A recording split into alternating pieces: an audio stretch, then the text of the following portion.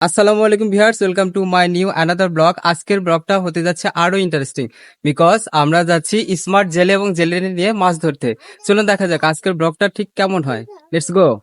Van মামা দেখা না পেয়ে প্রথমেই আমরা গুটি গুটি পায়ে হাঁটা শুরু করলাম। কিছুটা পথ যেতে একটি ভ্যান মামা দেখা পেলাম। টুক করে সবাই ভ্যানে উঠে পড়লাম। বিকেলের ওয়েদারটা ছিল খুবই সুন্দর, খুব একটা গরম ছিল না। আর মাঠের খোলা হাওয়ায় রিল্যাক্স করতে করতে যাচ্ছিলাম মাছ ধরতে। মিনিট পাঁচেকের মধ্যে আমরা পুকুরে এসে পৌঁছালাম, কারণ আমাদের বাসা থেকে পুকুরের দূরত্ব অনলি 2 কিলোমিটার। এরপর আমরা ভ্যান থেকে নেমে গুটি গুটি পায়ে পুকুরের দিকে এগোতে থাকলাম। গাইস দেখুন কত বড় পুকুর, এটা নদী না পুকুর বোঝাই যাচ্ছে না, কারণ পুকুরটা ছিল ভীষণ লম্বা। দুই দুলাভাই মোটরসাইকেল নিয়ে আগেই চলে এসেছে। আমরা কজন হাঁটু হাঁটু করে পৌঁছে গেলাম পুকুর পাড়ে। হাঁটতে গিয়ে আমাদের জেরিয়াপুর চুল দেখে আমি তো পুরাই অবাক। ও মাই গড, বিশাল বিশাল চুল।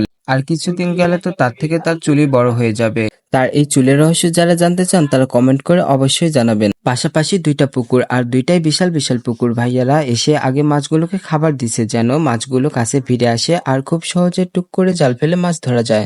এটুকু রাস্তা হেঁটে এসেই আমরা খুবই টায়ার্ড, তাই পুকুর পাড়ে বসে পড়েছি একটু জিরিয়ে নেওয়ার জন্য। রেস্ট টেস্ট নেওয়া শেষে দেখি আমাদের মোহাম্মদ জেলে জাল নিয়ে ছুটেছে মাছ ধরার জন্য, কারণ ও সব থেকে বেশি এক্সাইটেড। মাছ ধরতে নাকি ওর খুবই ভালো লাগে। এর আগে ও মাছ ধরতে গিয়ে সাপ ধরে নিয়ে এসেছিল। সাপের কথা মনে হতেই রাসেল ভাইপারের কথা মনে পড়ল। রাসেল ভাইপার সবখানে ছড়িয়ে পড়েছে। রাসেল ভাইপার খুবই বিষাক্ত সাপ, আমাদের নাটোর জেলাও রেড জোনে রয়েছে। এই সাপ কামড়ালে নাকি প্রাণ সংশয় ঘটে, সো বি কেয়ারফুল। গাছে গাছে আম ঝুলছে, পাকা পাকা আম। যাওয়ার সময় কয়টা আমও পেরে নিতে হবে। আমগুলো আমাকে খুব করে কাছে টানছিল। এর মধ্যে দেখি আমাদের বড় দুলা ভাই আমাদের হাইফাই দিচ্ছে। সামুয়েল ভাইয়া জাল নিয়ে রেডি হচ্ছে মাছ ধরার জন্য। আমরা সব স্মার্ট জেলেরা একদম মানজাম মেরে এসেছি মাছ ধরতে। এখন দেখার পালা কয়টা মাছ ধরতে পারি। আমরা অধীর আগ্রহে তাকিয়েছি নতুন বর কয়টা মাছ ধরে আনে।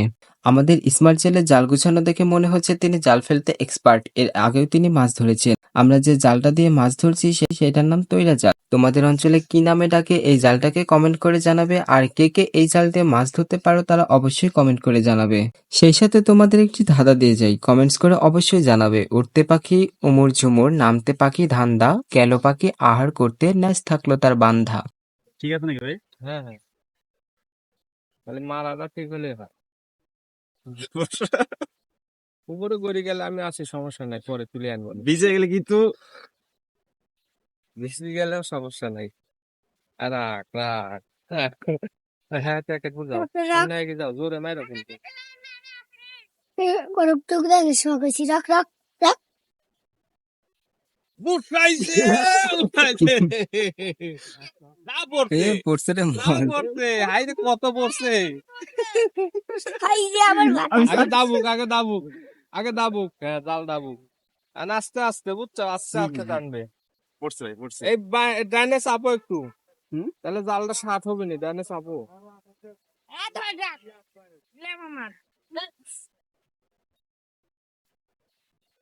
এই আদম গড়ি পড়ে যাবে।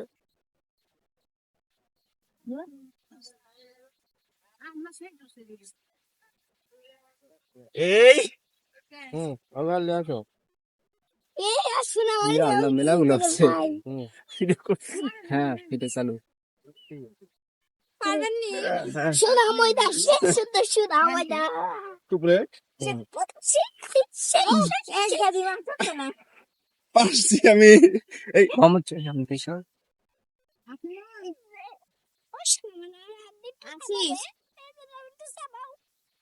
আমি হাত চাবান দিচ্ছি। এরকম আমি হাত চাবান দিচ্ছি। খাবার না পুকুরে যেহেতু পিয়া দেয় তোমরা তো বাকি। সামুল ভাইয়া সাকসেস, কারণ সে অনেকগুলো মাছ ধরতে পেরেছে, তাই তিনি প্রাউড ফিল করছে। যাক বাবা, মান সম্মানটা তাহলে রক্ষা হলো। নেক্সট পর্বে থাকছে আমার পালা। পরের পর্বটা কেউ মিস করবেন না। আমি কয়টা মাছ পেলাম সেটা দেখার জন্য নেক্সট পর্ব আসা পর্যন্ত ওয়েট করতে হবে। নেক্সট পর্ব হতে চলেছে আরো ইন্টারেস্টিং। সে পর্যন্ত চোখ রাখুন আমার কায়সার অফিসিয়াল পেজে ফলো দিয়ে এবং কায়সার অফিসিয়াল ইউটিউব চ্যানেলে সাবস্ক্রাইব করে। মাছ দেখো, এদিকে দেখো, এই যে আদম দেখাও এদিকে দেখাও, দেখেন কি সুন্দর মাছ বলো কি সুন্দর মাছ মাছ খাইলি বড় মাছ ধরে দেখাও বড় মাছ মাছ একটা লাত্তি বড় মাছ দেখো এরকম এরকম করে ধরে ক্যামেরা তুলে বড় মাছটা হ্যাঁ ধরো। আদম ভয় পাচ্ছে রে। ধরো এদিকে দেখো এবার। ধরো ভালো করে ধরো। কত বড় মাছ রে এত বড় মাছ লাভ মেটে মারা যাবে। দেখিনি এই যে বড় দুটো নাও এটি বড় এটি লাভ বিশাল দিয়ে বড় পুকুরে মাছ। চলে যাবে কিন্তু ওটি গেলেও কিন্তু মরে যাবি। এর মধ্যে দেখি বড় আপু কোথা থেকে যেন আম চুরি করে এনেছে আর আমাদের লোভ দেখাচ্ছে। দেখো গাইস, আমি কত আম চুরি করেছি। তোমরা যদি মজার মজার আম পেতে চাও তাহলে আমাকে ফলো করো। আসলে এটা তারই গাছ গাইস, সে কেন চুরি করবে?